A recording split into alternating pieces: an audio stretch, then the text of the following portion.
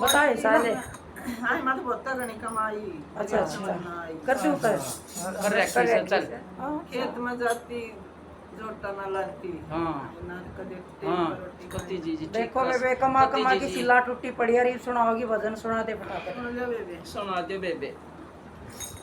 आए मैं तो बहुत रानी कमाई मेरे ही बस समझ में आई। आए मैं तो बहुत घनी कमाई मेरे ही बस समझ में आई। खेत में जाती में दो टन लाती खेत में जाती में दो टन लाती आई टेम पर रोटी खाती नहीं टेम पर रोटी खाती।